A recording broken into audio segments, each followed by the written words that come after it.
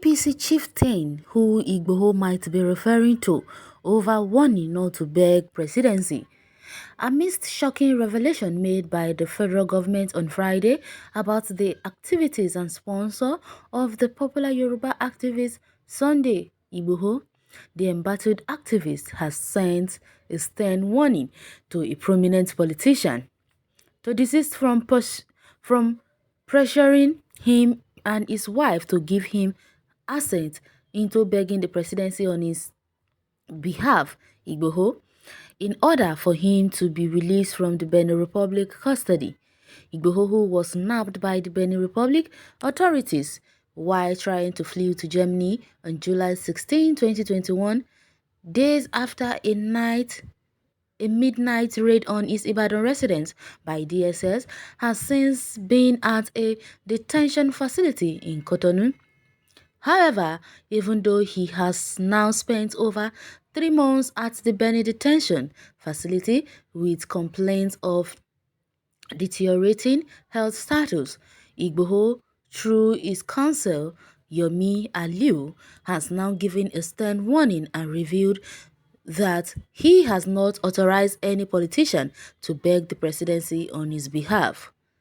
Specifically, Igboho's lawyer revealed that this said politician and one other person have been putting pressure on Igboho and his wife for permission to speak with the presidency so that they can secure his release in Benin Republic.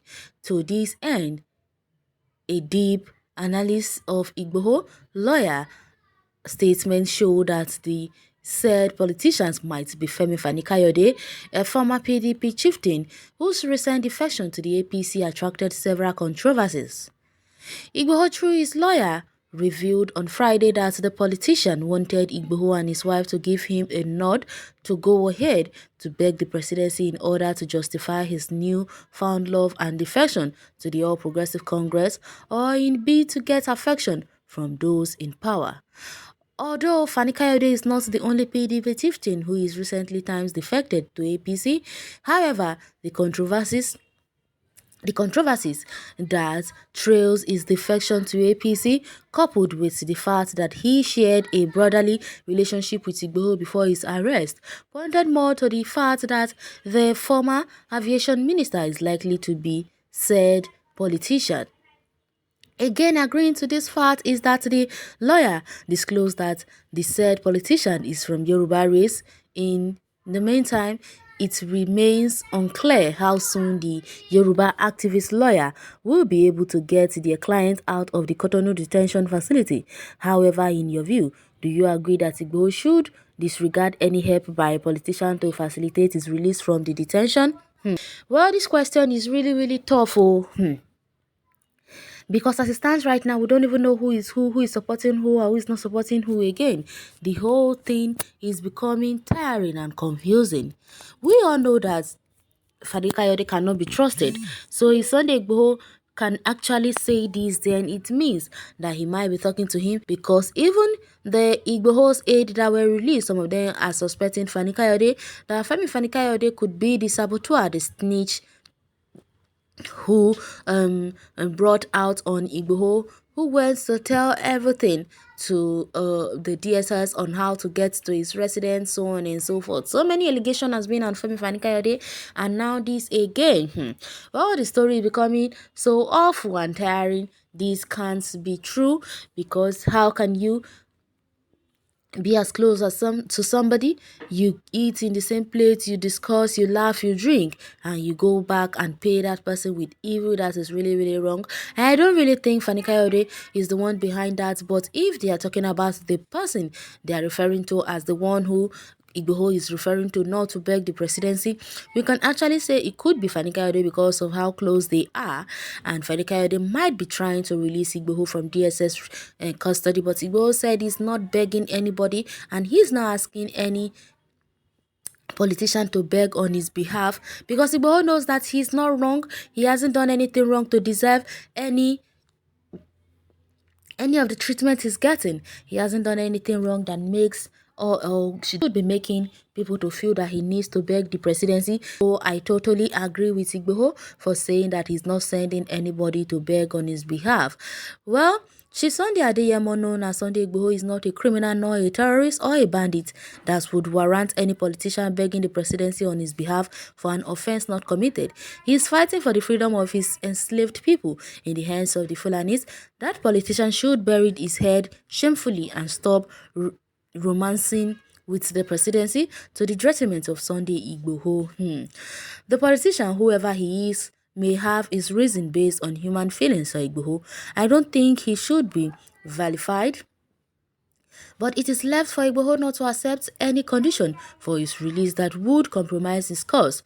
Many people, even international figures, plead for the release of Mandela, but he refused to accept any conditional release.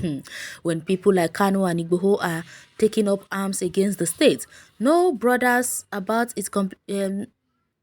bothers about its implication, but the moment they are arrested, everybody will begin to say he committed no offense. That's hypocrisy. I don't know which part of the country you are from.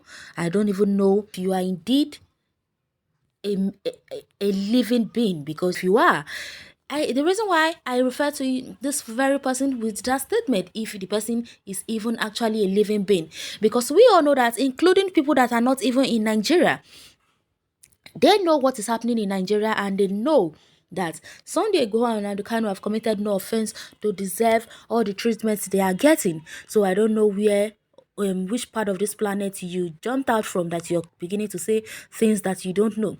So taking up arms against killer S-men is now interpreted by you as taking up arms against the state, right?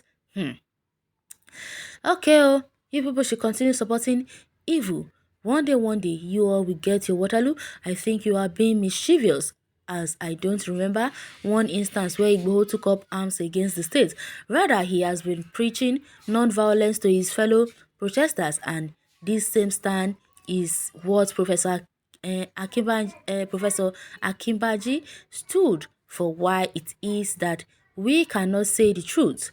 Also, asking for self-determination cannot be an offense under democracy.